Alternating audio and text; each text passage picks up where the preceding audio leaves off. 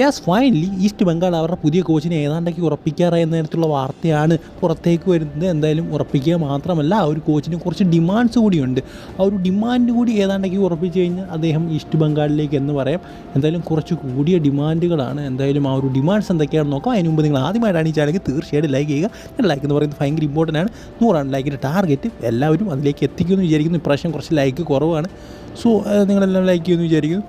എന്തായാലും അധികം വലിച്ചൊന്നും നീട്ടുന്നില്ല. ആ ഒരു കോച്ച് ആരാന്ന് ചോദിച്ചു കഴിഞ്ഞാൽ ഓസ്കാർ ബസോണാണ്. ഏതാണ്ടൊക്കെ ഉറപ്പിച്ചു എന്ന നേരത്തുള്ള വാർത്തയാണ് കേൾക്കുന്നത്. അത് ഇപ്പോൾ ഒരു ടീമിൻ്റെയും കോച്ചും അല്ലെന്നാണ് നമുക്കറിയാൻ സാധിക്കുന്നത്. എടുത്തു പറയേണ്ട ഒരു കാര്യം എന്ന് പറയുന്നത് കുറച്ച് ഡിമാൻഡുകൾ അദ്ദേഹം വെച്ചിട്ടുണ്ട്. ഒന്നാമത്തേതെന്ന് പറയുന്നത് സാലറിയുടെ കാര്യത്തിലാണ്. കുറച്ചധികം സാലറി അദ്ദേഹം ചോദിക്കുന്നുണ്ട്.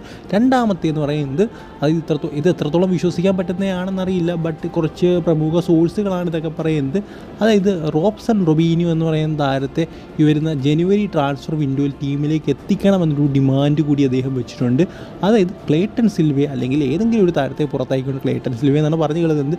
സോ ഏതെങ്കിലും ഒരു താരത്തെ പുറത്താക്കിക്കൊണ്ട് നമ്മുടെ റോബ്സൺ റൊബീനിയെ ടീമിലേക്ക് എത്തിക്കണമെന്നാണ് അദ്ദേഹം പറഞ്ഞത്.